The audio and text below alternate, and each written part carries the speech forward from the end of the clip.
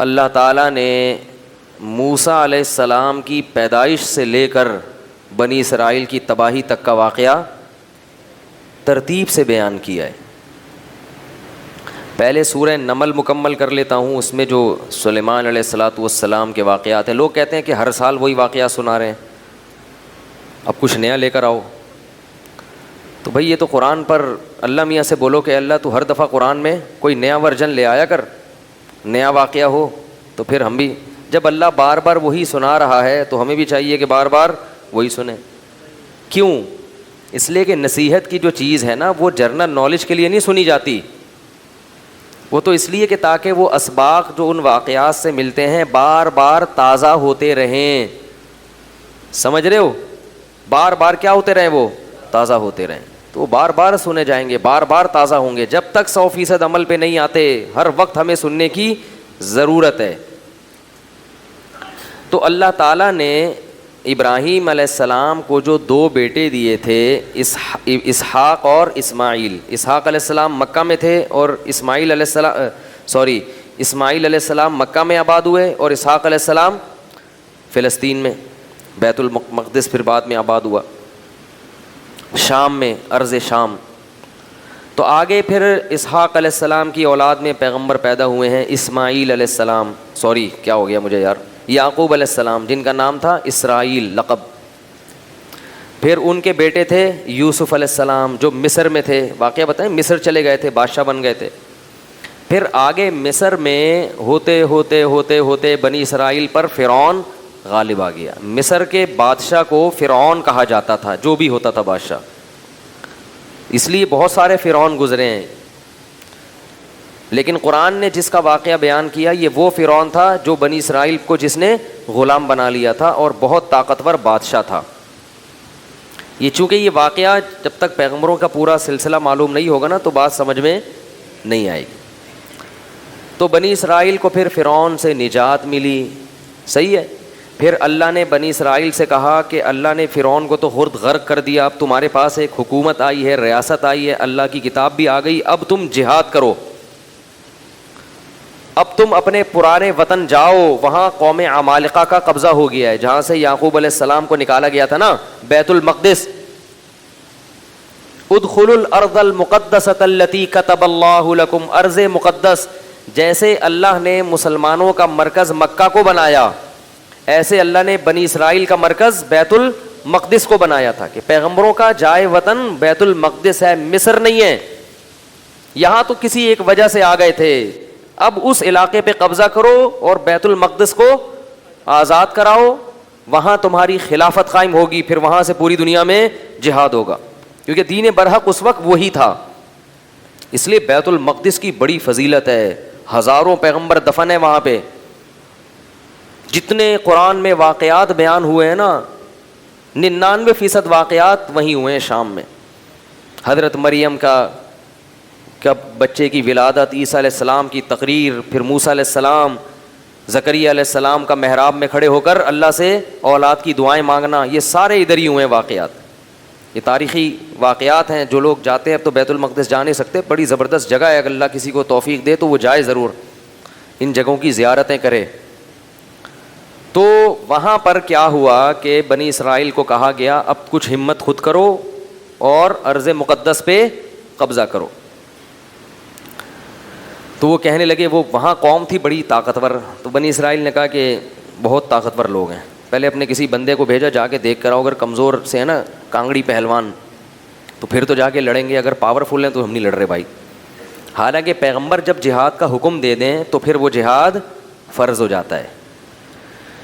تو مشہور واقعہ ہے، بنی اسرائیل نے کہا اذهب انت وربك فقاتلا انا هاهنا قاعدون، اے موسیٰ تو جا اور تیرا رب جا، دونوں جا کے لڑو، ہم یہیں بیٹھ کے پروگرام دیکھ رہے ہیں. قال الرجلان من الذين يخافون، اللہ فرماتے ہیں ان میں 2 فرد جو اللہ سے ڈرتے تھے، انعم اللہ علیہما، اور اللہ نے ان پر انعام بھی کیا تھا، وہ کہنے لگے کہ چلے جاؤ، فَإِذَا دَخَلْتُمُوهُ فَإِنَّكُمْ غَالِبُونَ، جب موسیٰ کلیم اللہ کہہ رہے ہیں تو اللہ یقیناً مدد کرے گا، جاؤ ہمت کرو، اللہ غلبہ دے گا. ہمارے حضرت فرمایا کرتے تھے کتنے مبارک ہوں گے یہ 2 فرد جن کا اللہ نے قرآن میں تذکرہ کیا، اور اللہ گواہی دے رہا ہے کہ یہ 2 انعام یافتہ لوگ تھے. کہہ رہے ہیں کہ بھائی پیغمبر کی مانو، اپنی عقل مت چلاؤ. وہ لیکن کہنے لگے نہیں بھائی ہمارے لیے بڑا مسئلہ ہے یار. موسیٰ علیہ السلام کو غضب آیا اور انہوں نے اس مرتبہ دعا مانگی، اے اللہ میں اپنے اور اپنے بھائی کا تو مالک ہوں، ہارون کا، تو ہمیں کوئی حکم دے، ہم نہ کریں تو ہم سے پوچھ. یہ قوم میری سمجھ سے بالاتر، اتنے تیرے انعامات ہوئے، سب کچھ ہو گیا، لاٹھیوں کو سانپ بنتے ہوئے دیکھا، سمندر کے ٹکڑے ہوتے ہوئے دیکھا، فرعونیوں پر مینڈکوں کا، جوؤں کا، آگ کا عذاب، خون کا عذاب، ہر طرح کے عذاب دیکھے. اس کے بعد بھی اب یہ قوم ہمت خود کچھ کرنے کے لیے تیار نہیں ہے. سارے کام کون کرے گا؟ اللہ ہی کرے بس آسمان سے. کم ہمت. تو ففرق بینی و بین القوم الفاسقین، میرے اور اس فاسق قوم کے درمیان اب جدائی ڈال دے، میں نہیں رہ سکتا ان کے ساتھ. بہرحال کچھ عرصہ موسیٰ علیہ السلام رہے وادی تیہ میں اس قوم کے ساتھ. اللہ نے کہا کہ اب یہ 40 سال تک یہ علاقہ فتح نہیں ہوگا، 40 سال تک نہ یہ میدان میں گھومتے رہیں گے بس.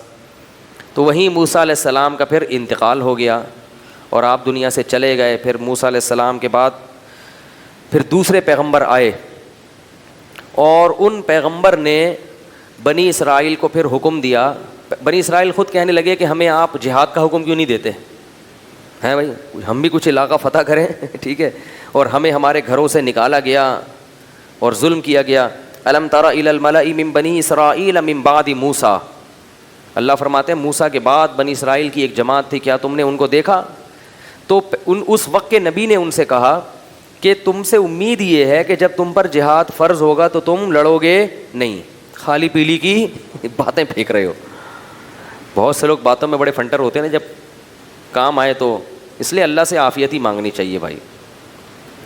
تو انہوں نے کہا نہیں ہم لڑیں گے. تو پھر جب ان پر جہاد فرض ہو گیا، نبی نے، اللہ نے ایک انہی میں سے کسی ایک کو کمانڈر بنایا جس کا نام تھا طالوت. طالوت کو کمانڈر بنایا تو وہ کہنے لگے کہ اب چونکہ لڑنا نہیں تھا نا، بہانے تراشنے لگے، تو کہنے لگے یہ والا کمانڈر ہمیں قبول نہیں ہے، جہاد کے لیے تو ہم تیار ہیں مگر یہ والا کمانڈر نہیں چلے گا کیونکہ یہ غریب ہے. دولت مند آدمی کو ہمیشہ غریب آدمی کی اتباع سے آر محسوس ہوتی ہے. پبلک کی عجیب ڈیمانڈ ہے. آج بہت سے لوگ پیسے والے عالم کی تقریر تو سنتے ہیں جو لینڈ کروزر میں گھوم رہا ہو اور بڑے زبردست اس کی شان بان ہو، غریب عالم کو عالم ماننے کے لیے بھی تیار. کہتے ہیں اس کو کیا پتا، اگر یہ اتنا ذہین ہوتا تو پیسے تو ہوتے اس کے پاس. یہ ایک لوگوں کی سوچ ہے، اور اللہ کا اصول یہ ہے کہ اکثر علماء ہمیں ہر دور میں غریب ہی رہے ہیں. یہ حضرت مولانا شرف علی تھانوی نے لکھی ہے یہ بات کہ یہ اللہ تعالیٰ نے کچھ ایسا معاملہ رکھا ہے علماء کے ساتھ کہ ہر دور میں علماء کی اکثریت غریب رہی ہے. صحابہ میں بھی آپ دیکھ لو، جو اہل علم تھے نا ان میں اکثر غریب تھے. عبداللہ بن مسعود رضی اللہ تعالیٰ عنہ کا بہت بڑا مقام ہے مگر انتہائی غریب. یہ جو قرآن میں آتا ہے نا کہ مشرکین کہتے ہیں ان غریبوں کو اپنی مجلس سے نکالو، تو مفسرین نے لکھا ان میں حضرت عبداللہ بن مسعود بھی داخل تھے. اور اللہ نے اپنے نبی کو حکم دیا وَاصْبِرْ نَفْسَكَ مَعَ الَّذِينَ يَدْعُونَ رَبَّهُمْ بِالْغَدَاةِ وَالْعَشِيِّ، کہ اے نبی آپ نے اپنے آپ کو ان لوگوں کے ساتھ باؤنڈ کر کے رکھنا ہے جو دن رات اللہ کو پکارتے ہیں چاہے وہ غریب ہی کیوں نہ ہو. تو اس میں حضرت عبداللہ بن مسعود رضی اللہ تعالیٰ عنہ بھی داخل ہے. ان کی فضیلت ہے کہ اللہ نے حکم دیا کہ ان لوگوں کے ساتھ آپ نے رہنا ہے. حضرت علی غریب تھے، مسکین، پیسے ویسے نہیں تھے، جو پیسہ آتا تھا صدقہ کر دیا کرتے تھے. زہد فی الدنیا، دنیا سے بے رغبتی. حضرت عثمان مالدار تھے، حضرت عمر بھی غریب تھے. تو اور آج بھی علماء کی اکثریت میں کیا ہے؟ غربت. وہ الگ بات ہے کہ اللہ نے اہل حق کو استغنا اتنا دیا ہے کہ غریب ہونے کے باوجود بھی غریب لگتے نہیں ہیں. لوگ قرضے مانگنے آ رہے ہوتے ہیں ان سے. اس کا یہ مطلب نہیں ہے کہ جو مالدار عالم ہے وہ غلط ہے. میں کہہ رہا ہوں کہ اکثر علماء کیا ہوتے ہیں؟ غریب ہوتے ہیں. تو اس لیے میرے بھائی کوئی کسی کے پاس اگر علم ہے، تقویٰ ہے، تو محض اس بیس پر اس کی انسلٹ کرنا یا اس کی عزت نہ کرنا کہ یعنی جو کہتے ہیں نا پیسے تو ہیں نہیں اس کے پاس، تو یہ کوئی اچھمبے کی بات نہیں ہے. البتہ جو عالم غریب ہو مگر لوگوں کی جیبوں پہ نظر رکھتا ہو، غربت کی وجہ سے احساس کمتری کا شکار ہو، وہ پھر عالم نہیں ہے. کیونکہ اس کو اللہ نے جو دولت دی ہے نا علم کی، اسے اس دولت کی قدر نہیں ہے. تو جب خود ہی قدر نہیں ہے تو دوسرا کیوں قدر کرے؟ اس لیے جو لالچی ہوتے ہیں نا، جیبوں پہ نظر رکھنے والے، ان سے تعلق قائم مت کیا کرو. تو ان کو کیونکہ خود احساس نہیں ہے کہ اللہ نے کتنی بڑی دولت دی ہے. تو میں یہ عرض کر رہا تھا، کیا بات کر رہا تھا میں؟ طالوت جو تھے نا وہ غریب تھے، اور ان کو پیغمبر نے کیا بنا دیا؟ کمانڈر. اور کہا کہ یہ میں نے اللہ کے حکم سے بنایا ہے، لہذا مانو. کہنے لگے انا یکون لہ الملک علینا، یہ کہاں سے وہ امیر ہو گیا بھائی؟ نحن احق بالملک منہ، ہم زیادہ حقدار ہیں، ہم میں سے کسی کو بناؤ، ہم میں جو ہے نا بڑے بڑے قوم کے سردار. تو نبی نے کہا کہ نہیں، یہ سلیکشن اللہ کی طرف سے ہے. اور ان کے برحق ہونے کی ایک علامت یہ بھی ہے کہ حضرت موسیٰ اور ہارون علیہ السلام کی کچھ یادگاریں، کچھ تبرکات، جو ان کی کچھ اشیاء تھیں. بنی اسرائیل کیا کرتے تھے کہ جب بھی کہیں جہاد میں جاتے تھے تو حضرت موسیٰ علیہ السلام کی لاٹھی اور اس طرح کی کچھ چیزیں جو ان کے پاس رہ گئی تھیں نا، وہ لے کے جاتے تھے تو اللہ ان کو فتح عطا فرماتا تھا. اس کی برکت تھی، کیونکہ وہ ظاہر ہے متبرک لاٹھی تھی نا حضرت موسیٰ علیہ السلام. اب اس سے سانپ تو نہیں بنتا تھا، لیکن ہارون علیہ السلام اور موسیٰ علیہ السلام کی اس طرح کی چیزوں کو تبرک کے طور پر وہ استعمال کرتے تھے اور اللہ کی مدد شامل حال ہو جاتی تھی. تو یہ والا وسیلہ شرک نہیں ہے. ہر وسیلے کو علی الاطلاق شرک کہنا یہ غلط ہے. بعض لوگ توحید کا بھی غلط مفہوم بیان کرتے ہیں. دیکھو لوگوں کا مزاج ہوتا ہے نا توحید پہ سننا پسند کرتے ہیں. بہت سے لوگ تو کیا کرتے ہیں، لوگ ہر چیز کو شرک شرک شرک شرک کہہ کے یہ ثابت کرتے ہیں کہ ہم بہت بڑے موحد ہیں. لوگ کہتے ہیں یہ ہوتی ہے توحید، حالانکہ وہ توحید نہیں ہوتی، وہ کرامتوں کا انکار ہو رہا ہوتا ہے. سمجھ رہے ہو؟ تو ہر چیز کو اعتدال ضروری ہے. جتنا شریعت نے جس چیز کو بتایا ہے آپ اس کو اتنا ہی رکھیں، اس میں زیادہ فنٹر گیری کی کوشش مت کریں. توحید میں بھی غلو درست نہیں ہے. ایک چیز توحید میں شامل نہیں ہے، آپ اس کو خام خامیں. تو وہ جو تبرکات تھے انبیاء کے، اس کا فائدہ کیا ہوتا تھا کہ ان کی وجہ سے اللہ کی مدد نازل ہوتی تھی. تو یہ تبرک جائز ہے. تو اہل اللہ سے اس قسم کا تبرک بھی جائز ہے. جیسے حضرت عباس رضی اللہ تعالیٰ عنہ کے وسیلے سے صحابہ دعا مانگتے تھے کہ اللہ ان کی وجہ سے تو کیا کر دے بارش. اب یہ شرک نہیں ہے، اس لیے کہ حضرت عباس سے تھوڑی کہہ رہے کہ آپ برسا دیں بارش کس سے برسوا رہے ہیں؟ اللہ سے. لیکن کہہ رہے کہ اللہ ہمارے درمیان نبی کے چچا موجود ہیں، ان کی لاج رکھ لے. تو اللہ تو خیال کرتا ہے نا بندوں کا. بھائی کیا ہو گیا؟ یہ والا وسیلہ بالکل جائز ہے. ہاں یہ وسیلہ کہ حضرت عباس بارش برسائیں گے، یہ شرک ہو جائے گا. ان کے اختیار میں بارش برسانا نہیں ہے. تو کسی نیک آدمی کو اپنے درمیان رکھنا تاکہ اس کی وجہ سے اللہ کی ہم پہ برکتیں ہوں، اس کو بھی وسیلے سے تعبیر کیا جاتا ہے. یہ بالکل جائز ہے اور قرآن و سنت سے ثابت ہے. سمجھ میں نہیں آ رہی میرا خیال ہے بات. لیکن دینے والی ذات صرف اللہ کی ہے، اور اللہ ان کی وجہ سے مجبور نہیں ہو جاتا. اللہ پہ جبر کوئی نہیں کر سکتا کہ ایک بزرگ کو لے گئے تو اب اللہ بارش برسائے گئے، مجبور نہیں ہے. ہاں اللہ کی رحمت کو اپنی طرف مائل کرنے کے لیے اللہ یہ اتنا نیک آدمی ہمارے درمیان موجود ہے. اس سے بھی پتہ چلتا ہے کہ جیسے نیک لوگوں کے ہونے سے برکتیں نازل ہوتی ہیں، برے لوگوں کے ہونے سے نحوستوں کا بھی اسی طرح امکان ہوتا ہے.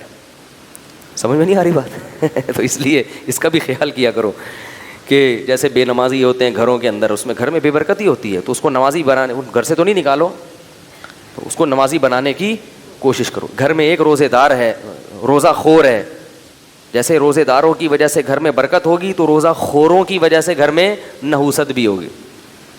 تو ان کو مت کھانے دو، بولو تمہاری وجہ سے ہماری برکت بھی اٹھے گی. تو نیکیوں سے برکتیں آتی ہیں اور برائیوں سے نحوستیں آتی ہیں. نیک لوگوں سے برکتیں آتی ہیں اور برے لوگوں سے نحوستیں آتی ہیں. تو نبی نے ان سے کہا کہ ایک تابوت آئے گا جس میں تمہارے رب کی طرف سے سکینت ہوگی، اطمینان ہوگا. کیونکہ بقیۃ مما ترک آل موسیٰ و آل ہارون، کہ موسیٰ علیہ السلام کی آل نے جو کچھ چھوڑا اور ہارون علیہ السلام کی آل کی جو چیزیں تھیں وہ اس کے اندر رکھی ہوں گی. اسی سے یہ پتہ چلتا ہے کہ جو نالین شریف کا ایک نقشہ ہے، اگر وہ کسی کے پاس ہو تو اس کی وجہ سے اللہ کی برکت ہو سکتی ہے.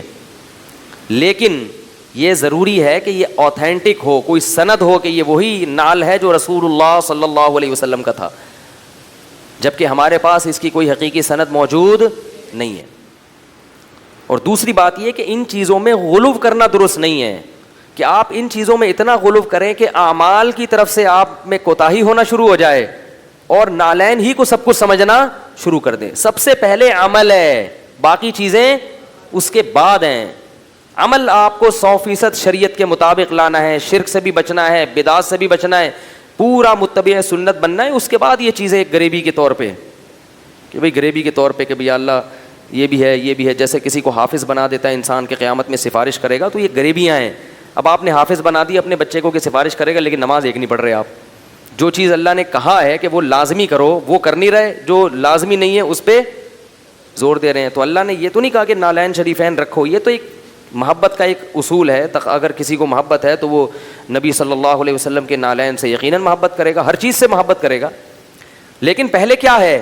عمل. یہ چیزیں اس کے بعد. اسی طرح منہ مبارک, کوئی مستند روایت ہمارے پاس موجود نہیں ہے کہ رسول اللہ صلی اللہ علیہ وسلم کا منہ مبارک کسی کے پاس ہے. کوئی بھی اٹھتا ہے اور منہ مبارک کے نام پہ لوگوں کو بیوقوف بنانا شروع کر دیتا ہے اور لوگوں کا رش لگ جاتا ہے. اللہ کے بندو, جیسے نبی کی طرف بلا دلیل کوئی بات منسوب کرنا کبیرہ گناہ ہے, اتنا بڑا گناہ نبی نے فرمایا, صحیح حدیث میں ہے, من کذب علی متعمدا فلیتبوأ مقعدہ من النار, جو مجھ پر جھوٹ باندھے اپنا ٹھکانہ جہنم میں بنا لے. ایسے ہی کسی چیز کی نبی کی طرف نسبت کر دینا جبکہ آپ کے پاس اس کی کوئی مستند دلیل موجود نہ ہو, یہ بھی نبی پر بہتان ہے اور اس کا ٹھکانہ بھی جہنم کی آگ ہے. کوئی بھی منہ مبارک لے کے گھوم رہا ہے, اس سے پوچھو کیا دلیل ہے کہ یہ نبی کا بال ہے, سند پیش کرو اس کی. بغیر سند کے نبی کا قول معتبر نہیں ہے. تو بغیر سند کے نبی کے ہاتھ, نبی کے بال یا کوئی بھی چیز کوئی منسوب کر دے یہ نبی کی ہے, تو کہاں سے معتبر ہو گئی بھائی؟ وہ کوئی بھی اٹھتا ہے اور منہ مبارک کو لے کے لوگوں کو زیارتیں کرانا شروع کر دیتا ہے. تو اس لیے ان چیزوں میں نبی کے منہ مبارک کسی کے پاس ہوں تو یقیناً قابل احترام ہے اور باعث برکت ہیں, لیکن ہوں ایسے ہی کسی بھی کی طرف منسوب کر دینا یہ اللہ کے غضب اور قہر کو دعوت دینے والی بات ہے. جب مسلمانوں کی خلافتیں تھیں تو حکومتیں ان چیزوں کو کنٹرول کرتی تھیں, اب حکومتوں نے ان چیزوں کو کنٹرول کرنا چھوڑ دیا. کوئی بھی اٹھتا ہے کہیں سے منہ مبارک لے کے لوگوں کو بیوقوف بنانا شروع کر دیتا ہے. تو یہ بہت خطرناک معاملہ ہے. محمد صلی اللہ علیہ وسلم کے بال مبارک, اس میں اگر آپ غلطی کر رہے ہیں, کسی اور کا بال نبی کے کھاتے میں ڈال رہے ہیں, بہت بڑا جرم ہے. قیامت کے دن جہنم کی آگ کے لیے پھر تیار رہنا چاہیے. تو کیا مسئلہ بیان کر رہا تھا میں؟ طالوت کا.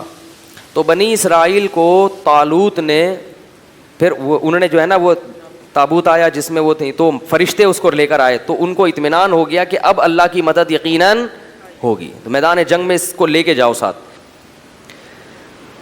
قرآن میں آتا ہے کہ جب حضرت طالوت علیہ السلام لشکر لے کے نکلے ہیں تو انہوں نے اپنی قوم سے کہا کہ دیکھو لڑائی کیونکہ بہت سخت ہے, دشمن بہت طاقتور ہے اور ہم ہیں کمزور, تو اللہ تمہیں پہلے آزمائے گا. یعنی اللہ کی مدد کے لیے جنگ میں فتح نہیں ہو سکتی, تو اسباب میں تو ہم کمزور ہیں, اللہ تمہیں امتحان کرے گا کہ تم میں تقویٰ ہے یا نہیں ہے. اس امتحان میں کامیاب ہو گئے تو جو کامیاب ہوں گے ان کو تو فتح ملے گی, اور جو اس امتحان میں کامیاب نہیں ہوئے وہ کیا کھائیں گے؟ شکست کھا کے بھاگ جائیں گے, وہ لڑنے کی طاقت نہیں رہے گی. اور وہ امتحان یہ ہے کہ تمہیں پیاس لگے گی مگر نہر میں سے کسی نے پانی, بولو بھائی, نہیں پینا. پیاس لگے گی, یہ پیاس بعد میں ختم ہو جائے گی, مگر اس وقت اللہ نے امتحان لیا ہے کہ ایک آدھ چلو پینے کی اجازت ہے, پیٹ بھر کے پانی پینے کی اجازت نہیں ہے. اس میں کامیاب ہو گئے تو لڑنے کی طاقت بھی اللہ دے دے گا تمہیں. قرآن کہتا ہے جب وہ نہر پار کی ہے نا, فشربوا منہ الا قلیلا منہم, تھوڑے سے لوگ تھے جنہوں نے پانی نہیں پیا, پوری قوم نے پی لیا. اتنی اللہ نے نشانیاں دکھائیں, سب کچھ کیا, مگر پھر بھی کیا کر رہے ہیں؟ پیٹ بھر بھر کے کہہ رہے ہیں دیکھا جائے گا یار, دیکھا جائے گا یار. اس کا نقصان کیا ہوا, اس گناہ کی نحوست کیا ہوئی کہ جب سامنے طاقتور لشکر دیکھا اور اس کا کمانڈر تھا جالوت, جو بڑا پہلوان جالوت تھا جیم کے ساتھ, بہت طاقتور بہت پہلوان, اس کو دیکھا, اڑے بھائی اس کا قد دیکھو, اس کی باڈی دیکھو, ہے بھائی لگ رہا ہے کسی جم سے آ رہی ہے, اور یہ لوگ دیکھو اتنا بڑا لشکر. تو جنہوں نے پانی پیا تھا نا وہ کہنے لگے لا طاقت لنا اليوم بجالوت وجنودی, آج ہمارے پاس طاقت نہیں ہے جالوت اور اس کے لشکر سے لڑنے کی, یہ نہیں ہو سکتا بھائی. اس سے پتہ چلتا ہے گناہ کرنے سے ہمتیں پست ہو جاتی ہیں. اللہ کی نافرمانی کرنے سے کیا ہوتا ہے؟ ہمتیں پست, کچھ بھی نہیں کر سکتے دنیا میں. اللہ کے لیے کچھ نہیں کر سکتے. پھر لا طاقت لنا اليوم بجالوت وجنودی قال الذين يظنون انهم ملاقو اللہ. اللہ فرماتے ہیں وہ لوگ جن کو اللہ سے ملاقات کی امید تھی کہ ایک دن اللہ کے سامنے کھڑے ہوں گے, اس کا ہمیں بدلہ مل جائے گا, وہ کہنے لگے کہ کم من فئۃ قلیلۃ, دیکھو کتنی ہی بار ایسا ہوا ہے کہ ایک چھوٹی سی جماعت کو اللہ نے بڑی جماعت پر غلبہ دیا ہے. ہمت کرو, کیونکہ پیغمبر کے حکم پہ آئے ہیں ہم. خود سے جب آئیں گے تو دو رائے ہو سکتی ہے نا کہ بھئی صحیح کیا غلط کیا, تو اللہ کہہ رہا ہے تو غلط ہو ہی نہیں سکتا, اور اللہ نے ہمیں شکست دینے کے لیے تھوڑی بلایا ہے, تو اللہ غلبہ دے گا. تو اب جب لڑائی شروع ہوئی ہے تو اتنی زبردست انہوں نے دشمن نے حملہ کیا کہ قرآن کہتا ہے کہ یہ جو تھوڑے سے لوگ میدان جنگ میں ڈٹے نا, ان کو اندازہ ہو گیا کہ ہمارے قدم یہاں ٹھہر نہیں سکتے, ہم نہیں ٹھہر سکتے. تو اب اللہ سے دعا مانگ رہے ہیں, ربنا افرغ علینا صبرا وثبت اقدامنا وانصرنا علی القوم الکافرین. کیسے عجیب الفاظ ہیں, اے اللہ ہم پر صبر کو انڈیل دے. انڈیلنا کسے کہتے ہیں؟ جیسے بالٹیاں بھر بھر کے پانی کسی کے اوپر ایک تو ہوتا ہے نا ڈالنا, یہ نہیں کہہ رہے اے اللہ ہمیں صبر کی توفیق دے دے, نا نا نا نا, صبر کی توفیق تو چھوٹے موٹے غموں میں ہوتی ہے, یہاں تھوڑا سا صبر نہیں چاہیے, بہت بہت مشکل ہے بھائی, لڑنا بہت مشکل ہے.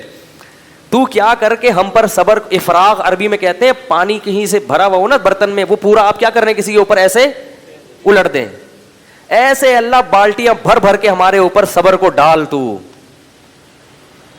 وثبت اقدامنا, اور ہمارے قدموں کو یہاں پر جما دے, یہاں پہ اکھڑنے نہ پائیں, ہم تجھ سے دعا مانگتے ہیں. وانصرنا علی القوم الکافرین, اور ان کافروں پر ہمیں ہماری مدد کر. کیسا منظر ہوگا, اور اللہ کو اس طرح سے لڑنے والوں پر کتنا پیار آتا ہوگا. اس لیے یاد رکھو جہاد کی بہت بڑی فضیلت ہے اسلام میں. جہاد معمولی عبادت, جو بھی اپنے ملک کے لیے, اپنے دین اور مذہب کے لیے, اسلام کے لیے لڑتے ہیں, ملک کے لیے لڑنا اسلام ہی کے لیے لڑنا ہے کیونکہ اسلامی ملک ہے, تو جو بھی لڑتے ہیں ان کو معمولی مت سمجھا کرو. جان پیش کرنا اللہ کے سامنے یہ آسان کام نہیں ہے. یہاں کہنا صحیح, فلموں میں جو فائٹنگ ہوتی ہے نا یہ ریئل نہیں ہوتی.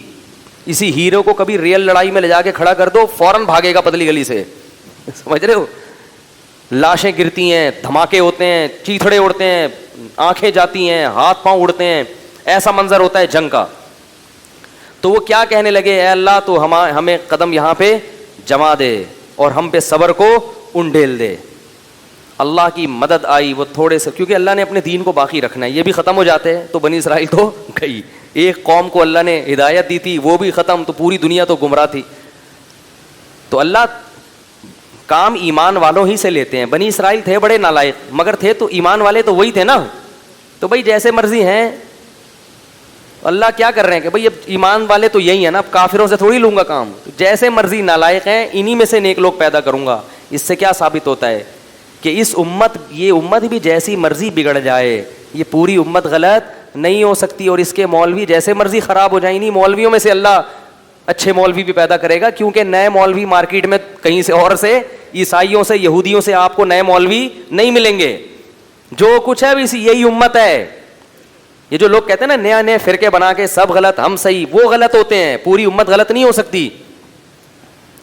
تو اللہ نے کیا کیا, اللہ فرماتے ہیں فَهَزَمُوهُمْ بِإِذْنِ اللَّهِ, اللہ کے حکم سے ان تھوڑے سے لوگوں نے ان طاقتور لوگوں کو شکست دے دی. لیکن اصل شکر یہ ہے کہ جب اسے ضرورت ہو تو آپ اپنی خواہشات کو پیچھے رکھ کے اس کی ضرورت کو اپنی ضرورت پر ترجیح دیں.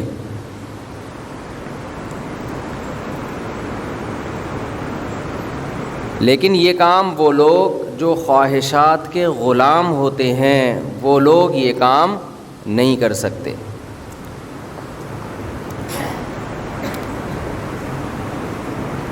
ابھی جو ہمارا سفر ہوا سیلاب زدگان کے لیے, اس میں ایسے ایسے واقعات سامنے آئے بھوک کے کہ انسان ان واقعات کو دیکھ کر اپنی آنکھوں پہ قابو نہیں رکھ سکتا. ہماری ایک ٹیم بلوچستان کی طرف گئی تھی، ایک اندرون سندھ۔ پچھلے سفر میں اندرون سندھ کی طرف، اس دفعہ پنجاب کی طرف تھا، تو جو ٹیم اس دفعہ سندھ گئی، ایسے ایسے بچوں سے ملے جو 2-2 3-3 دن سے بھوکے تھے، ماں سے بچھڑ گئے، باپ سے بچھڑ گئے، فیملی سے بچھڑ گئے۔ وہ بتاتے ہیں کہ ہمارے ہاتھ سے چاول کا شاپر گرا تو وہ نیچے مٹی سے اٹھا کے کھانے لگے، سندھی زبان میں۔ انہوں نے کہا کہ بھئی آپ کو ہم ڈبہ دیتے ہیں، تو انہوں نے کہا بھوک سے ہماری حالت خراب ہے، رو بھی رہے تھے۔ ایک بوڑھی عورت نے بتایا کہ ہمارے گھر میں کوئی مرد نہیں ہے، 3 بیٹیاں ہیں، اور 2-3 دن ہو گئے ہم نے روٹی کی شکل نہیں دیکھی۔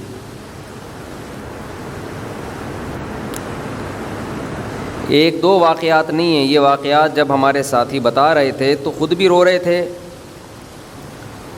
اور جو مجمع سن رہا تھا وہ بھی رو رہا تھا۔ یہ اندرون سندھ کے حالات ہیں۔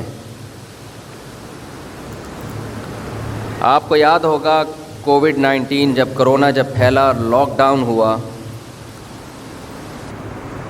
تو ہم نے تھوڑا خوراک کی تقسیم کا میں نے پرسنلی انتظام کیا، تو بعض گھروں میں جب گئے وہ آٹا دیکھ کر رونے لگے خوشی سے کہ کئی دن تک ہم نے روٹی نہیں کھائی، آج بہت دنوں بعد ہمیں آٹا دیکھنے کو مل رہا ہے۔ مجھے اس وقت قرآن مجید کی یہ آیات یاد آ رہی تھیں کہ وما ادراک ما العقبہ، اے انسان میں نے تجھے آنکھیں دیں، میں نے تجھے زبان دی، میں نے تجھے نعمتیں دی، لیکن تو عیش میں لگا ہوا ہے، تو اسلام کے مشکل راستے پر چلنے کے لیے تیار نہیں ہے۔ وہ مشکل راستہ کیا ہے؟ اطعام فی یوم ذی مسغبہ، تو بھوک والے دن تلاش کر کر کے بھوکوں کو کھانا نہیں کھلاتا۔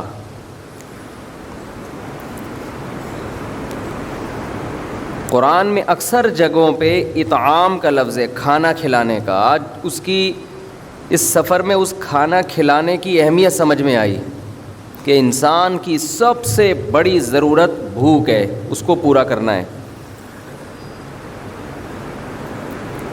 ایک طرف بڑی بڑی دعوتوں میں بھی جانا ہوا کہ کھانا اتنا سا ہوتا ہے اور نکالا اتنا جاتا ہے برتن میں،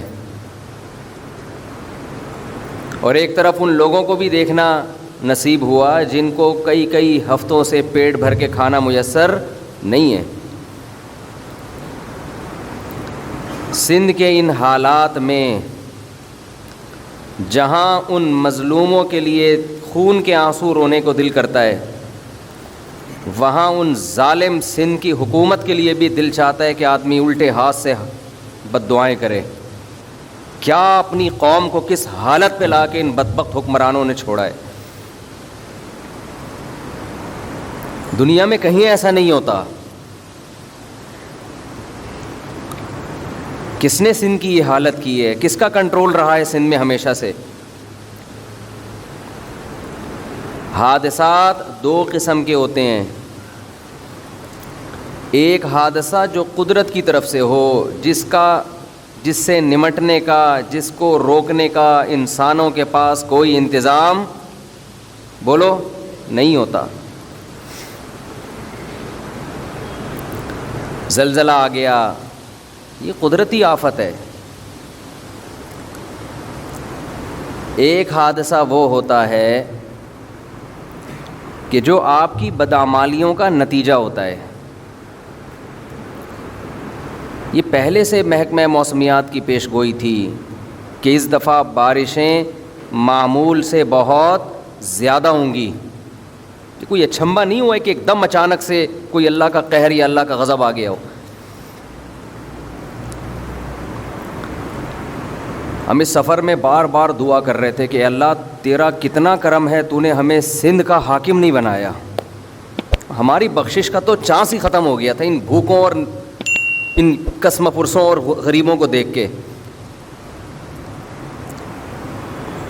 جن کو دیکھ کے آنسو نہیں رک رہے، ان کی قسم پرسی اور ایسے پتہ نہیں کتنے ہوں گے، کتنے تو بھوک سے مر چکے ہوں گے۔ آپ ذرا 2 دن کھانا پینا چھوڑ کے دیکھیں کیسا انسان تڑپتا ہے۔ ہمارے ایک دوست نے بتایا کہ وہ کسی قیدی سے ملے، جنگ کے دوران قید ہوا، جب رہا ہو کر آیا تو اس قیدی نے اپنی کارگزاری سنائی کہ مجھے جیل میں، جنگی قیدی تھا تو جیل میں کھانا پینا میسر نہیں تھا، بھوکا رکھا گیا۔ تو اس قیدی نے بتایا، اچھا یہ بات قیدی نے بتائی کیوں؟ وہ قیدی یہ کرتا تھا کہ ان کے ساتھ جب ہوٹل میں کھانا کھانے کے لیے جاتا تو جو بچی ہوئی روٹیاں تھیں نا، لوگوں نے بچائی ہوئی ہوتی تھیں، وہ روٹیاں کھاتا، نئی روٹی نہیں منگواتا، حالانکہ مالدار آدمی تھا۔ جو روٹیاں کھانے میں بچ جاتی ہے نا، کسی کی پلیٹ میں دیکھا روٹی بچ گئی ہے تو گیا اٹھ کے وہاں سے وہ روٹی لے کر اپنی پلیٹ میں رکھی اور کھانا شروع کر دی۔ اب اس کے دوست نے کہا کہ یار یہ عمل، اس سے ہماری عزت ختم ہو رہی ہے، لوگ سمجھیں گے روٹی خریدنے کے پیسے نہیں ہیں، بچی ہوئی روٹیاں کھا رہا ہے۔ تو اس نے جواب دیا کہ میں جتنی روٹی کی قدر جانتا ہوں اتنی تم نہیں جانتے، میں نے وہ حالات دیکھے ہیں کہ یہ رزق کیا چیز ہے، یہ روٹی اس کی کیا حیثیت ہے۔ جب پیٹ بھرا ہوا ہوتا ہے انسان کا، اس وقت اس کو نعمتوں کی قدر نہیں ہوتی۔ پھر اس نے اپنا واقعہ سنایا کہ میں جیل میں قید رہ کر آیا ہوں، جس گورنمنٹ کے جیل میں تھا ان کی طرف سے روٹی ہماری بند کر دی گئی۔ جنگی قیدی ہوتے ہیں نا، کہنے لگا کہ بھوک سے یہ حالت ہوئی ہماری سب قیدیوں کی کہ کچھ دن کے بعد ہمیں ایک پیپر نظر آیا جس پہ بسکٹوں کا چورا پڑا ہوا تھا، کسی نے بسکٹ کھا کے کہیں ایسے پھینک کے چلا گیا، تو اس پیپر کے اوپر بسکٹوں کا تھوڑا سا چورا۔ کہہ رہے ہم ایسے بھوک سے نہ تڑپتے ہوئے اس کی طرف گئے، جیل میں 2 ساتھی تھے، وہ اتنے سے چورے کو ہم نے 2 برابر حصوں میں تقسیم کیا، چھوٹا سا جیسے پاؤڈر کی ایک چٹکی ہوتی ہے۔ اس وقت ہمیں اس کی بھی قدر معلوم تھی۔ کہہ رہے 2 برابر حصوں میں تقسیم کیا کہ ایسا نہ ہو کہ میں اپنے ساتھی کا حصہ کھا جاؤں، اور اسے زبان پہ رکھ کے کافی دیر تک چوستے رہے ہیں کہ ایک دم حلق میں نہ اتار لیں ہم اسے۔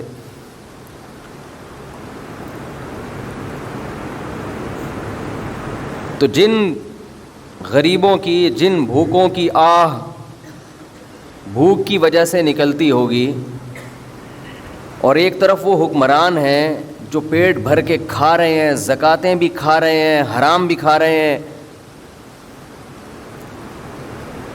وَلَا تَحْسَبَنَّ اللَّهَ غَافِلًا عَمَّا يَعْمَلُ الظَّالِمُونَ، اللہ کہتے ہیں اللہ کو ہرگز غافل مت سمجھنا، ظالم جو کچھ کر رہے ہیں اللہ اس سے غافل نہیں ہے۔ کیسے عیاشی؟ تو میں یہ عرض کر رہا تھا، ایک حادثہ وہ ہوتا ہے جو قدرت کی طرف سے ہوتا ہے، یہ وہ حادثہ ہے جو ہمارے حکمرانوں کی کوتاہی کی وجہ سے ہے۔ کئی مہینوں سے پیش گوئیاں ہو رہی تھیں کہ اس دفعہ بارش توقع سے بہت زیادہ ہوگی، بہت عرصے سے پیش گوئیاں ہو رہی تھیں۔ 2011 میں بارش سے سندھ تباہ ہو چکا تھا، تو آپ مجھے بتاؤ سندھ کے حکمرانوں کی ذمہ داری تھی نا کہ پہلے سے اس کا انتظام کریں؟ بتاؤ تھی یا نہیں تھی؟ یہ ذمہ داری تھی نا کہ قوم کو بہت بڑی تباہی سے بچانے کے لیے پہلے سے انتظام کریں۔ کوئی انتظام نہیں کیا گیا. وجہ کیا ہے؟ انسان دو وجہ سے کام کرتا ہے, یا تو دنیا میں بدنامی کے ڈر سے, یا آخرت میں اللہ کے خوف سے. ہمارے ملک میں دنیا میں بدنامی کا کوئی خطرہ بولو نہیں ہے. نظام ایسا ہے, اگلے الیکشن میں پھر جیتیں گے آپ دیکھنا, اور یہی بھوکی عوام جو مر رہی ہے یہی ووٹ دے گی. اس کی چیخیں نکال دے گی گورنمنٹ, وہاں کی حکومت. ان سے لباس چھینے گی, ان سے تعلیم چھینے گی, ان سے نوالا چھینے گی, لیکن ووٹ انہی کو ملے گا.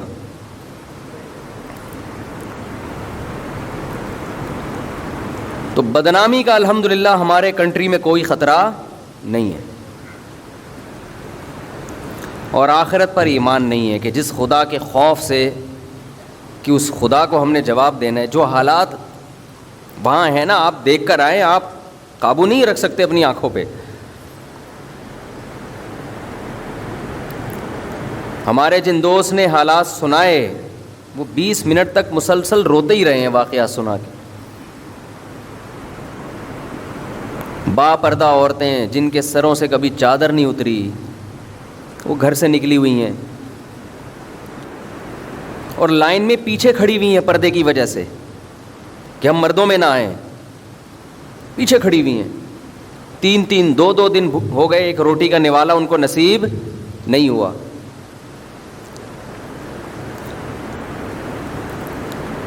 ایسے بوڑھے بھی ملے, انہوں نے کہا سائیں ہم بھکاری نہیں ہیں, ہم بھکاری نہیں ہیں. آج حالات نے ہمیں ایسا بنا دیا کہ ہم بھیک مانگنے کے لیے کھڑے ہوئے لائن میں. حالات نے ایسا بنا دیا.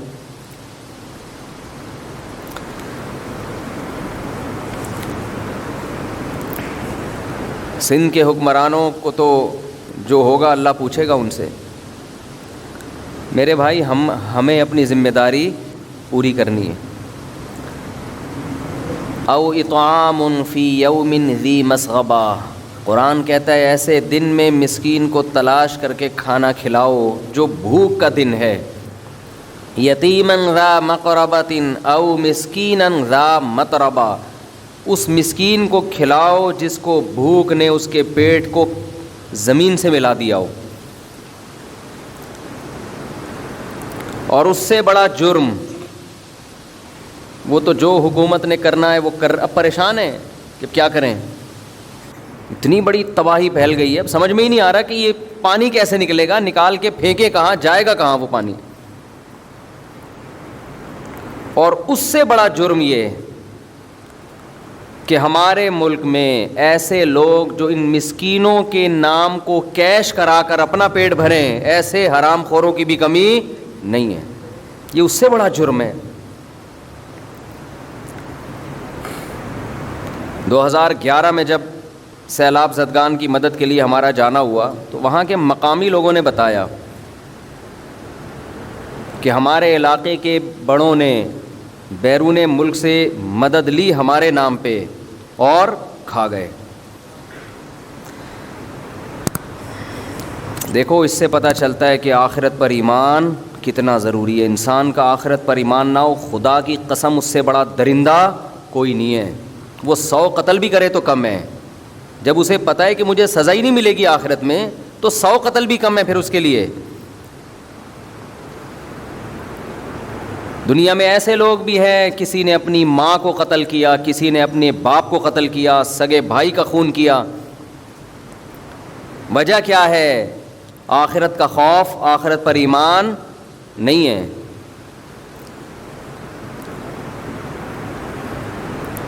یہ جو میں بیان میں بار بار اللہ کا وجود, آخرت, لوگ کہتے ہیں آپ ایک ہی مضمون کو ریپیٹ کرتے ہو. مسئلہ یہی ہے. افرأیت من اتخذ الہہ ہواہ, اللہ کہتے ہیں کیا اس شخص کو دیکھا تم نے جس نے خدا کو چھوڑ کر اپنی خواہشات کو اپنا خدا بنا لیا ہے. جب آپ اصل خدا پر ایمان نہیں رکھتے تو آپ کا خدا آپ کی خواہشات ہوتی ہیں. اور خواہشات انسان کو بے لگام کر دیتی ہیں.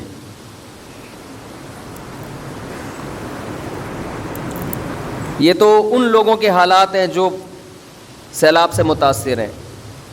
آپ کو اپنی سوسائٹی میں، آپ کے اپنے رشتہ داروں میں ایسے مسکین غریب نظر آئیں گے. ایک بھائی کروڑوں روپے چھاپ رہا ہے، اپنی دولت کو چھپاتا پھر رہا ہے کہ کہیں ایسا نہ ہو کہ میرا یہ دوسرا بھوکا بھائی مجھ سے پیسے مانگ لے. یہ تو آپ کو اپنی سوسائٹی میں نظر آئے گا یہ منظر. تو ایک جرم تو یہ کہ اس تباہی کے لیے انتظام نہیں کیا گیا. اس سے بڑا جرم ان مسکینوں اور غریبوں کو کیش کرا کے اپنا پیٹ بھرا جا رہا ہے. یہ ظلم کرنے والے بعض ٹرسٹ بھی ہیں. ہمارے ہاں ٹرسٹ کو، بعض رفاہی اداروں کو رجسٹرڈ اس لیے کیا جاتا ہے کہ بلیک منی کو وائٹ کرایا جا سکے. کتنا بڑا جرم ہے یار. آپ غریبوں اور مسکینوں کے نام پہ آپ لیبل لگا رہے ہو ان کی مدد کا، اور آپ کے مفادات اور آپ کے مقاصد کچھ اور ہیں. ہم نے تو بعض ڈاکو ایسے سنے ہیں کہ وہ غریب کی غربت کو دیکھ کر اس کو چھوڑ دیتے ہیں.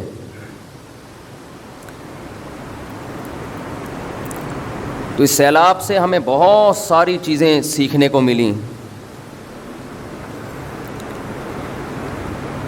کتنے لوگ ہیں جھوٹ بول بول کے جہاں کوئی سیلاب آتا ہے نا تو غمزدہ ہونے کے بجائے خوش ہو جاتے ہیں. کیوں؟ ان کو نوٹ چھاپنے کا ایک بہترین موقع مل گیا. میں اکثر ایک بات آپ سے کہتا ہوں کہ اس ہمارے کنٹری میں پیسہ کمانے کا سب سے بہترین ذریعہ یہ ہے کہ چار دیواری کھڑی کر کے کچھ یتیم بچے لا کے ڈال دو، بس نوٹ چھاپو. لوگ نہیں پوچھیں گے کدھر جا رہا ہے یہ پیسہ. تیرے پاس یہ گاڑی کہاں سے آئی جو کل تو پھٹ پٹی پہ گھومتا تھا؟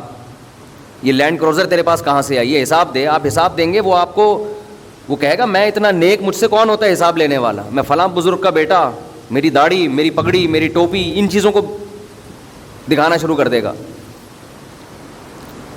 ایسے آدمی کو بولا کرو ایسی کی تیسی تیری، حساب دے. جو انتظامیہ ہے نا محلے کی، اس کا فرض ہے جب بھی کوئی ٹرسٹ کھولے، رفاہی ادارہ کھولے، دیکھو قرآن کا حکم ہے.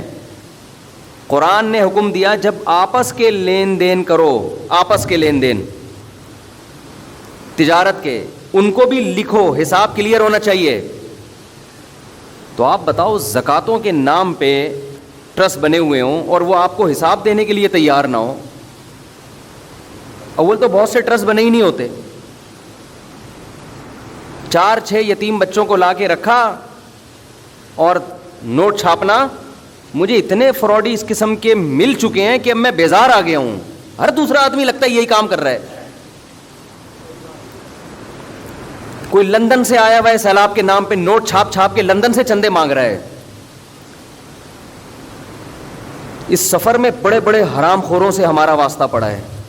مجھے کیش کرا رہے ہیں، میں بیٹھا ہوں پیچھے اپنے ٹرسٹ کی تصویر لگائی ہوئی ہے. او بھائی مجھے تو چائے پلانے کے نام پہ لے کر آیا، یہ پروموٹ کس کو کر رہا ہے؟ میں تو نہیں جانتا تیرے ٹرسٹ کو. یہ تو کیا کر کیا رہا ہے یہ بیٹھ کے؟ یہ 2 نمبر ہونے کی علامت ہے یا نہیں ہے؟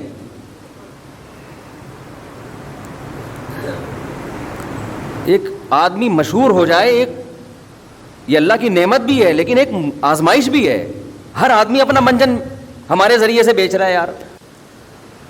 ایک صاحب ملے، اپنی ویڈیوز دکھائیں، میں سیلاب زدگان کی مدد کر رہا ہوں اور اتنے ڈبے تقسیم کر رہا ہوں، ویڈیو بنا بنا کے نا پھینک رہے ہیں دنیا میں. میں نے کہا اچھی بات ہے بھائی، کر رہے ہیں، اللہ نے کوئی پابندی نہیں لگائی. سبحان اللہ، اللہ اور برکت دے.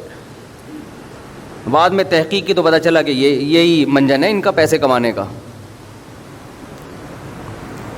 مشہور لوگوں کے ساتھ سیلفیاں، تھوڑا سا ہمیں تو اپنی کراؤڈ میں پتہ ہی نہیں ہوتا آدمی کس کی چائے پینی ہے، کس کم وقت کی نہیں پینی، کس کے پائے کھانے ہیں، کس کم وقت کے نہیں کھانے، کون کم وقت ہمیں پائے کھلا کے اپنا منجن بیچ رہا ہے. کچھ ایسا دماغ بوکھلا گیا ہے سفر کے دوران.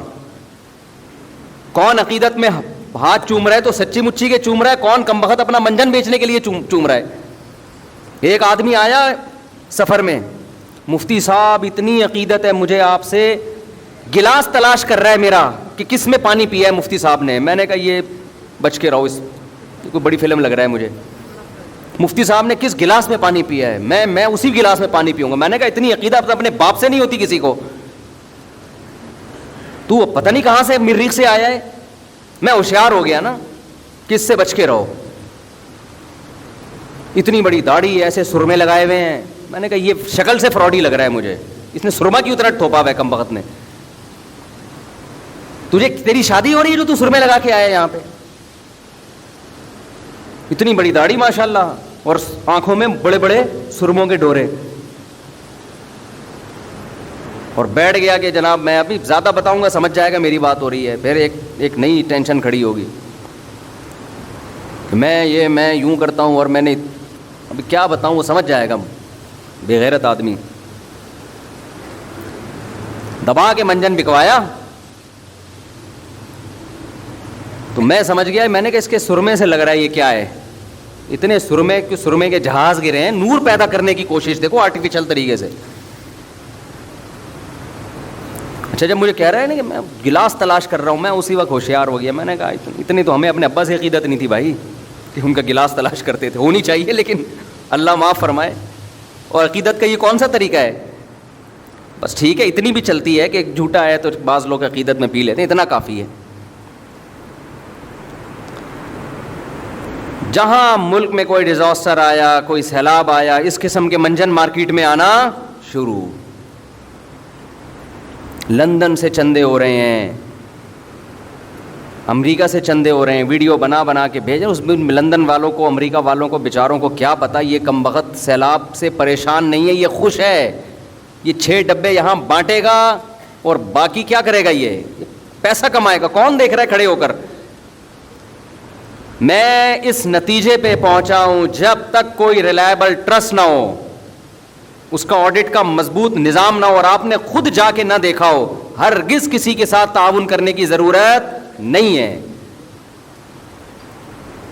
ایسے پیسہ پھینکنے کے بجائے بہتر ہے خود کھا لو.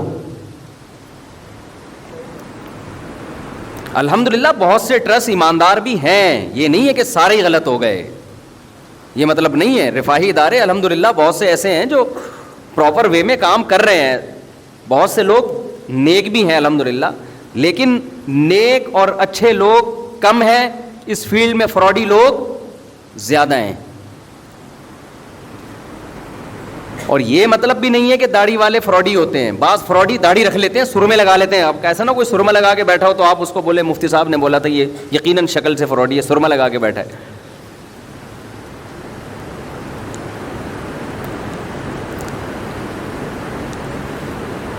تو یہ بڑے ظالم ہیں کہ ایک طرف ملک میں آفت آئی ہوئی. وہ آپ کو یاد ہوگا 2007 یا 2008 میں جو زلزلہ آیا تھا, لاشیں پڑی ہوئی ہیں, اور کچھ بدبخت کیا کر رہے تھے, جو مردہ لاشیں عورتوں کی پڑی ہوئی ہیں ان کے گلے سے کوئی سونے کی چین کھینچنے کی کوشش کر رہا ہے, کوئی کڑا نکالنے کی کوشش کر رہا ہے. ہاں انگلیاں کاٹ کے لے گئے. اللہ پہ اعتماد کرو بھائی, جو رزق عزت کے ساتھ مل جائے وہ سوکھی روٹی اس غیر اخلاقی حرکت سے 1000 گنا بہتر ہے. لیکن یہ فلسفہ جب سمجھ میں آئے گا جب دنیا کو مسافر خانہ سمجھے گا. یار جتنا عزت سے مل رہا ہے ٹھیک ہے, یہاں کون سا ہمیشہ رہنا ہے. جب مسافر خانہ نہیں سمجھے گا تو لوٹ کھسوٹ کی کوشش کرے گا. ٹرینوں کے حادثے ہوتے ہیں. ہمارے ایک دوست ٹرین میں آ رہے تھے, پرانی بات ہے آپ کو یاد ہے, ایک بہت بڑا حادثہ ہوا تھا ٹرین کا.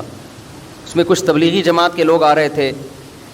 جماعت مجھ سے ملی, میری سلام دعا تھی ان سے. انہوں نے بتایا کہ ہم سے جو اگلا ڈبہ تھا نا, اس سے آگے انجن تک مکمل ٹرین تباہ ہو گئی تھی.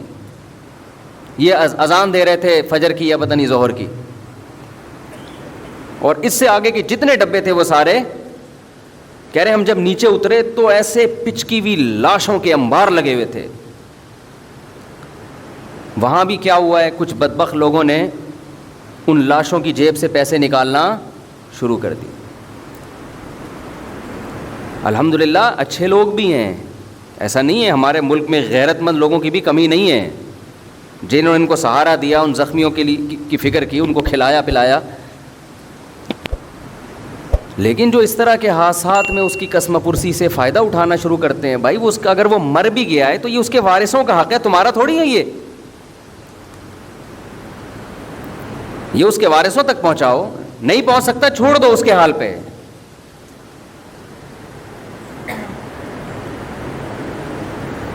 وَلَا تَحْسَبَنَّ اللَّهَ غَافِلًا عَمَّا يَعْمَلُ الظَّالِمُونَ, اللہ کہتے ہیں غافل, اللہ کو غافل مت سمجھو جو کچھ ظالم کر رہا ہے. اللہ پوچھے گا, اللہ نہیں چھوڑے گا.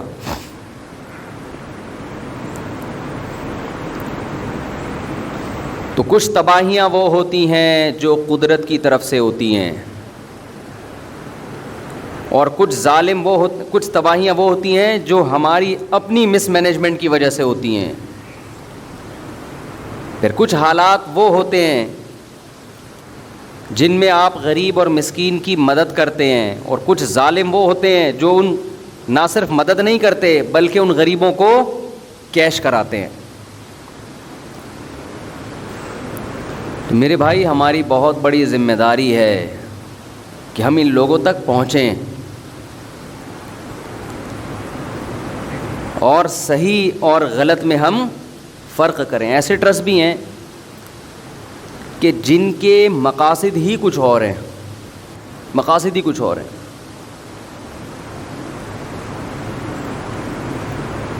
اسلام آباد یونیورسٹی کے ایک پروفیسر تھے, انہوں نے بتایا کہ وزیرستان میں ایک واقعہ ہوا نا کہ ایک لڑکی کو فیصلہ کیا گیا اس نے زنا کیا ہے تو ہم پتھروں سے مار کے اس کو ہلاک کریں گے, رجم کریں گے. تو انہوں نے بتایا کہ بہت سی NGOز ایک دم آواز اٹھائی انہوں نے کہ یہ عورت پہ ظلم ہے کہ اس کو رجم کیا جائے, یہ ظلم ہے, آواز اٹھائی. کہہ رہے ہیں علاقے کے علماء کی عدالت میں کیس چلا جو جرگے بیٹھتے ہیں, تو انہوں نے یہ فیصلہ کیا علاقے کے علماء نے کہ اس عورت پر جو گواہی ہے وہ مکمل نہیں ہے, شرعی لحاظ سے اس کی سزا بنتی نہیں, اور سزا معاف کر دی. NGOز کو خوش ہونا چاہیے تھا کہ بھائی ہمارا مقصد حاصل ہو گیا, ایک عورت آزاد ہو گئی. تو پروفیسر بتا رہے تھے خوش ہونے کے بجائے ان کے سب کے چہروں پر ایک پریشانی اور ٹینشن کے آثار کہ یہ کیا ہو گیا, کیا مطلب کہ اب ہمارا منجن, یہ منجن کا لفظ بڑا مزیدار ہے, اس کو یاد کر لیں. جب بھی کوئی ایسا کر رہا ہوں مطلب منجن بیچ رہا ہے. اب تو میں ایسا ہو تو کوئی ملنے آ رہا ہوتا ہے منجن بیچنے آ رہا ہے, ہمیں چال سے اندازہ ہو. کچھ تو زیادہ تر تو الحمدللہ عقیدت میں ہی ملتے ہیں, کہیں بدگمان. یہ مطلب نہیں کہ جو بھی ملنے آ رہا ہو تو میں بدگمان ہوں کہ منجن اس بیچارے کو ہم سے کیا واسطہ. وہ عقیدت محبت میں ایک آدمی مل رہا ہے, ہم تو اس لائق نہیں ہیں کہ لوگ ہم سے عقیدت کریں, وہ بیچارہ کر رہا ہے, وہ اس کا اپنا ایمان ہے. لیکن منجن بھی الحمدللہ بکتا ہے. یہ لفظ یاد رکھ لیں کہ منجن بیچ رہا ہے. آ جائیں گے آپ کے پاس بڑی بڑی داڑھیوں میں, یتیم خانہ کھولا ہوا ہے فلانا. اب جا کے تحقیق کرو یار کہ اتنا نیک کہ یتیموں کا اتنا خیال اس کو. اور ایسے لوگوں میں بہت سونے اپنی بہنوں کی وراثتیں کھائی ہوئی ہوتی ہیں, اپنے یتیم بھائی کا مال کھایا ہوا ہوتا ہے. تجھے اپنے گھر کے یتیم کی فکر نہیں ہے, تو محلے کے یتیم تو نے لے کے پالے ہوئے ہیں. تو قرآن کہتا ہے کہ آپس کے لین دین کو صاف رکھو, آپس کے لین دین کو. یہ زکوٰۃ صدقے فطر اس میں بدگمانی سے بچانا ضروری ہے, خوب سمجھ لیں.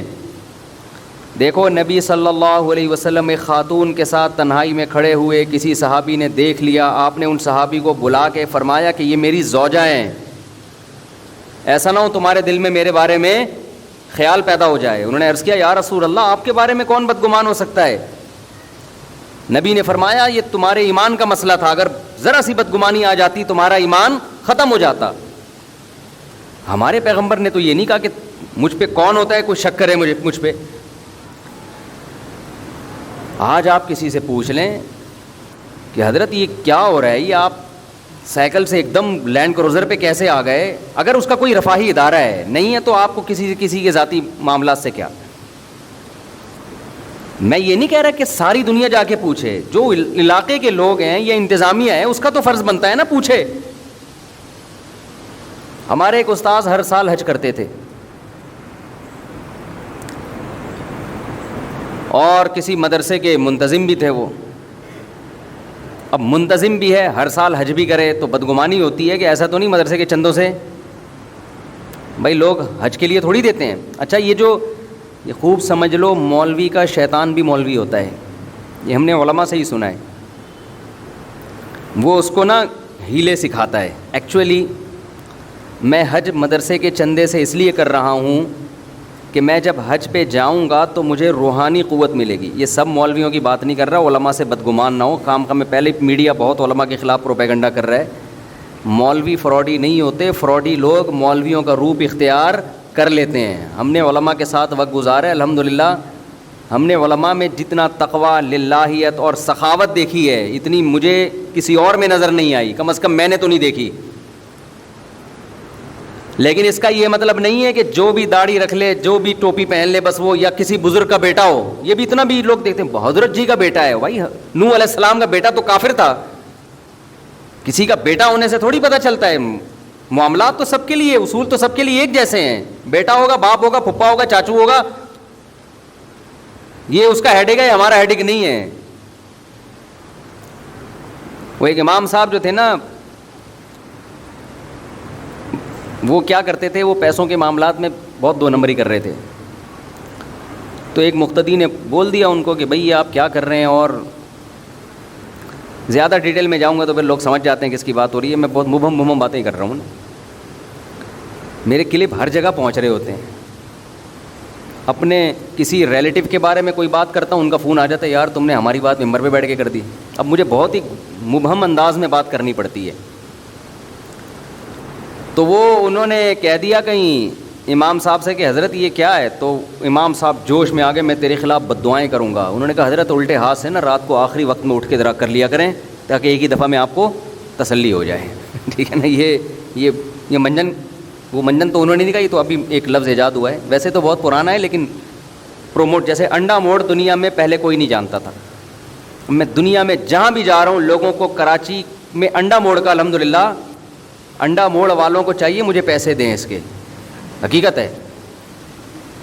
کوئی بھی، میں خود نہیں جانتا تھا، کراچی میں اتنے سال سے رہ رہا تھا، مجھے نہیں پتا تھا انڈا موڑ کا. جب سے میں آیا ہوں الحمدللہ ساؤتھ افریقہ کیا تنزانیہ کے جنگلوں میں شیر اور چیتے کو بھی معلوم ہے کہ انڈا موڑ کہاں ہے. تو اتنی عزت الحمدللہ انڈا موڑ کو ملی ہے ہماری وجہ سے. تو انڈا موڑ والوں کا اتنا تو فرض بنتا ہے نا، پیسے نہ دیں عزت دے دیں. پیسے تو میں نے مذاق میں کہہ دیا. تو وہ امام صاحب کو انہوں نے کہا حضرت یہ جو اتنا چندہ آ رہا ہے، کوئی حساب، کوئی کہاں جا رہا ہے، کس کو کوئی رسیدیں، مسجد کے لیے آ رہا ہے نا. تو وہ غصے کہ آپ، میں بزرگ کا بیٹا، میں بزرگ، آپ مجھے ایسا کہہ رہے ہو، میں تمہارے خلاف بد دعائیں کروں گا. تو یہ آدمی ذرا اسی طرح کہا کریں آپ بھی. حضرت آپ ایک دفعہ بد دعا کا جو ہے نا یہ اپنی ٹھڑک پوری کر لیں، آپ بیٹھ کے تسلی سے ایک دفعہ بد دعا کر لیں تاکہ یہ دھمکیاں. تو ایسے ہی کہا کریں آپ. جب ظالم سے آپ محاسبہ کریں نا، اور ظالم ایموشنل بلیک میلنگ کی کوشش کرے، تو کوئی، جیسے عاملوں کے بارے میں بھی یہ کہتا ہوں نا، عامل کہتا ہے میں تیرے اوپر اتنے جنات بھیج دوں گا، تو یہ اور یہ، تو بولے یار تو ایسا کر ایک دفعہ بھیج دے. صحیح ہے نا. یہ ٹوپی ڈرامے ہمارے ساتھ، یہ منجن یہ کہیں اور جا کے بیچنا، یہ ادھر نہ بیچ تو منجن. دیکھو بہت سے مسائل آپ کے کانفیڈنس سے حل ہوتے ہیں، جھگڑوں سے حل نہیں ہوتے. وہ ایموشنل بلیک میلنگ پہ آ گیا، آپ ایک دم جذبات میں آ گئے، وہ تو چاہ رہا ہے کہ آپ جذبات میں آؤ. تو آپ کا کام ہے بالکل بھی، سب سے پہلے آپ نے گھبرانا نہیں ہے. ٹھیک ہے نا. گھبرانا نہیں ہے بالکل. وہ میں واقعہ سناتا ہوں نا کہ ایک بندے کی کال آئی میرے پاس، مجھے کہنے لگا کہ میری آمدن کم ہے، میرے سسرال کا مطالبہ ہے کہ بچوں کو اچھے اسکولوں میں پڑھاؤ، بچوں کو اچھے اسکولوں میں اچھے اسکولوں کی فیس افورڈ نہیں کر سکتا. مجھ سے مشورہ لیا اس نے تو میں نے کہا نہیں پڑھاؤ. دنیا میں اس سے بڑا بیوقوف آج تک پیدا نہیں ہوا جو اپنی چادر سے زیادہ پاؤں پھیلائے. میں نے کہا پہلے کھانے پینے کو فوکس کرو, ایک مناسب رہائش, اس کے بعد تعلیم ہے. تو کوئی بات نہیں کم تر اسکول میں, بلکہ ہوم اسکولنگ کا انتظام کر لو, اگر اور بھی کم پیسے ہیں کوئی ٹیوٹر رکھ لو, وہی پڑھا لے, وہ زیادہ اچھا پڑھا لے گا, کم وقت میں بچہ زیادہ اچھا بن جائے گا. کہہ رہا ہے میں یہ بات مان رہا ہوں, میری بیگم نہیں مان رہی, اور میری ساس اور میرے سسر بھی انوالو ہو گئے ہیں, تو مجھے فل ٹینشن دی ہوئی ہے انہوں نے. تو میں نے کہا ان سے بولو کہ بھائی بچے میرے ہیں, سسرال سے بولو بچے کس کے ہیں, میرے. خوب سمجھ لیں اسلام میں بچوں کی تمام تر کفالت باپ کے ذمے ہے, اور مکمل ولی بھی بچوں کا باپ ہے. سمجھ رہے ہیں کہ نہیں سمجھ رہے؟ آدھا اسلام تو ہماری خواتین نے لے لیا کہ بچوں کی تمام تر کفالت باپ کے ذمے ہے, باقی جو آدھا تھا نا کہ یہ باپ ہے, اس گھر کا باپ کون ہے, حکم کس کا چلے گا, اس کا چلے گا, یہ والا ہماری خواتین نے اسلام سے نہیں لیا. ماں کے اپنے حقوق ہیں لیکن آرڈر کس کا چلے گا؟ جب ماں اور باپ کے آرڈر میں ٹکراؤ ہوگا تو پھر شریعت کس کو ترجیح دیتی ہے؟ باپ کے آرڈر کو, کیونکہ سربراہ وہ ہے. پھر مثالیں دی جاتی ہیں یورپین کنٹریز کی کہ وہاں کتنی آزادی ہے, تو وہاں تو پھر باپ کے ذمے تھوڑی ہو, تو ماں کا آدھا خرچہ ماں کے ذمے ہے. تو مجھے کہنے لگے کہ بھائی میرا سسرال بھی انوالو ہوا ہے. میں نے ان سے کہا, ان سے بولو بھائی میرے بچے ہیں, میں باپ ہوں, میں فیصلہ کروں گا کیا کرنا ہے انہوں نے. اور میں نے کہا بڑے مضبوط اعتماد کے ساتھ ان کو بول دو کہ بھائی آپ کا مشورہ ہم سنیں گے, مشورے سے آگے بڑھنے کی کوشش نہ کریں, اس سے زندگی تباہ ہوتی ہے انسان کی. اور یاد رکھو اخلاق کا ایک دائرہ کار ہے, اس سے آگے نہیں ہے. اخلاق نہیں, بدماشی ہے. پھر اسلام میں جہاں اخلاق ہیں تلوار بھی تو ہے نا آگے, اور یہ دنیا کے ہر ملک مانتا ہے اس کو. پہلے محبت ہے. اگر دنیا میں کوئی گورنمنٹ ایسی دیکھی جو اخلاق سے قانون پہ چلوا رہی ہو, آپ کو کوئی گورنمنٹ ایسی دیکھی آپ نے؟ آپ امریکہ گئے جی, لال بتی پہ جناب وہ گاڑی روکنی ہے, آپ نے نہیں روکی, پولیس والا آیا, کائنڈلی ایکچولی دیکھیے ایسا تو ٹکر ہو سکتی ہے, کوئی بندہ اسٹیکر بن جائے گا, خام خامے گاڑی پہیے کے نیچے چپک سکتا ہے, اب اتنے ایکسیڈنٹ ہوں گے, آئندہ اپنا خیال رکھیے گا. آپ نے پھر سگنل توڑا, پھر گورنمنٹ نے بولا کہ آپ اس کو تبلیغی جماعت میں نکالو, یہ بار بار سگنل توڑ رہا ہے, اس کو زبردست قسم کی موٹیویشن کی ضرورت ہے. کہیں دنیا میں ایسا دیکھا آپ نے کہ نہیں جی جرمانہ نہ لگاؤ اس بیچارے پر, پتہ نہیں 2 وقت کی روٹی اس نے کھائی بھی ہے کہ نہیں کھائی ہے, جرمانہ لگا دیا تو کہاں جائے گا؟ جیل میں مت ڈالو, ہائے بیچارہ 4 دیواری کے پیچھے جائے گا, پتہ نہیں کس حال میں ہوگا. نہ ہم انسانیت, انسان پہلے ہے, باقی سب قوانین بعد میں. دنیا میں کوئی ایسا ملک دیکھا, ایسا بیوقوف ملک دیکھا ہے تو بتا دو بھائی. نہیں ہوتا بھائی دنیا میں کہیں. گورنمنٹ نے پہلے لوگوں کو بتا دیا, اسکولوں میں تعلیم بھی دے دی, اچھے شہری ہونے کی علامت ہے, لال پہ رکتے ہیں, ہری پہ کوئی نہ چلے تو اس کو بھی پیچھے سے ہارن دے کے گالیاں پڑھنا شروع ہو جاتی ہیں. تو بھائی جیسے دنیا میں ایک کنٹری, ایک ریاست ہے, تو گھر بھی کیا ہے؟ بولو نا, ایک ریاست ہے. اس کا باپ جو ہے نا, جو مرد ہے وہ سربراہ ہوتا ہے. بد اخلاقی نہ کرے مرد, بالکل اجازت نہیں ہے. ہمارے نبی اخلاق کے اعلیٰ معیار پہ تھے, گھر کے معاملات میں خاص طور پہ. لیکن آپ سے, آپ کی استطاعت سے بڑھ کر اگر کام, یا آپ کے رائٹس ہی آپ سے کوئی چھیننا شروع کر دے, تو محبت, 2 دفعہ محبت, 3 دفعہ محبت, اس کے بعد بھائی اس بارے میں ہم سے بات کرنے کی چندہ ضرورت بولو نہیں. تو میں نے اس کو بول دیا کہ بھائی بولو میری گنجائش نہیں ہے, میں نہیں پڑھا سکتا, اٹ ازنٹ پاسبل. انگلش میں بتا دو. تو خیر وہ انہوں نے یہ ترکیب استعمال کی, تو ان کے سسرال والوں نے, سسر صاحب نے کہا کہ صرف تمہارا بچہ ہے, کیا ہمارا بچہ نہیں ہے؟ ہمارا بھی تو نواسا ہے نا. تو انہوں نے مجھے فون کیا کہ وہ یہ کہہ رہے ہیں کہ صرف تمہارا بچہ ہے, ہمارا نہیں ہے. ہمارا بھی تو ہے. میں نے کہا مسئلہ حل ہو گیا. آپ کے سسرال نے مسئلہ کیا کر دیا؟ حل. زبردست. اب اس کو مہنگے سے مہنگے اسکول میں ایڈمیشن کرواؤ اس کا. کہتے ہیں کیوں بھائی؟ میں نے کہا اس لیے کہ آپ کا بھی ہے ان کا بھی ہے، لہذا آدھا خرچہ آپ اٹھائیں گے، آدھا خرچہ سسرال اٹھائے گا. کیا خیال ہے؟ آدھا خرچہ کون اٹھائے گا؟ سسرال، کیونکہ ان کا بھی تو ہے. اور بالکل صحیح بات ہے، ان کا بھی ہے. پیڑے کھانے کے لیے ہمارا ہے، خرچے اٹھانے کے لیے کس کا ہے؟ تیرا ہے. میں نے کہا ان سے بولو بالکل آپ کا بھی ہے، لہذا آدھی فیسیں کون اٹھائے گا؟ سسرال. اور جتنے بچے بھی مارکیٹ میں، کیونکہ میرا بیان سن رہے ہیں تو اسپیڈ بڑھے گی اب ان کی. جو آدمی میرا بیان سنتا ہے اسپیڈ بڑھنا شروع. گھروں میں رونق پیدا ہوتی ہے بچوں سے. عورت کو تو زیادہ فائدہ ہے اولاد کا، اسی کے کام آئیں گے یہ بڑھاپے میں، اور اسی کے آنکھوں کی ٹھنڈک ہیں. اسی کو فیملی پلاننگ والوں نے بیوقوف بنا دیا کہ نہ پیدا کرو. چھوٹا بچہ جتنا ماں کی آنکھوں کی ٹھنڈک بنتا ہے نا، اتنا باپ کی آنکھوں کی ٹھنڈک نہیں بنتا. اور جب بڑا ہو جاتا ہے پھر تو وہ آؤٹ پٹ ہے، پھر خرچہ کرے گا ماں باپ کے اوپر. تو خیر یہ تو اگلا ٹاپک ہے، اس پر میں بولتا رہتا ہوں. تو خوب سمجھ لیں، بعض چیزوں میں انسان میں اپنے اندر کانفیڈنس پیدا کرنا پڑتا ہے. تو یہ میں نے گھر کا واقعہ سنایا، لیکن اصولی طور پر یہ رفاہی اداروں کے بارے میں بھی ہے، مسجدوں کے بارے میں بھی ہے، مدرسوں کے بارے میں بھی ہے. کہ آپ جب کسی سے پوچھ رہے ہیں، ایسے نہیں کہ ہر ایرا غیرہ آ کے پوچھنا شروع کر دے کہ بھائی تو سائیکل پہ گھومتا تھا، تو نے یتیم خانہ جب سے کھولا ہے، تیرے تو ہر سال حج ہو رہے ہیں، تو یہ کائنڈلی آپ بتائیں گے کہ یہ کیا کہاں سے آ رہا ہے؟ اگر اس کو غصہ آ گیا اور لال پیلا نیلا ہونا شروع ہو جائے، اس کا مطلب کہاں سے کھا رہا ہے یہ؟ بولو، انہی یتیموں کے مال کو کھا رہا ہے کم وقت. پھر اگر بولے میری داڑھی دیکھ کے ایسی باتیں کرتے ہوئے تمہیں شرم نہیں آتی؟ آپ بولو بالکل بھی شرم نہیں آتی ہے. جب آپ کو ایسے کام کرتے ہوئے داڑھی رکھ کے شرم نہیں آتی تو ہمیں بولتے ہوئے کہاں سے شرم آئے گی؟ شرم تو کم وقت تمہیں آنی چاہیے. پھر اگر وہ بولے کہ میں دعائیں کروں گا، آپ بولو بھائی ابھی کر لے تاکہ تجھے حسرت نہ رہے کہ میں نے کسی کے خلاف بد دعا نہیں کی.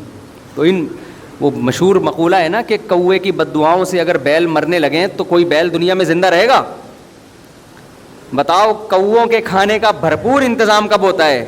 جب کوئی بھینس یا بیل مر جاتی ہے. 6 مہینے تک کووں کا پیٹ بھرتا ہے.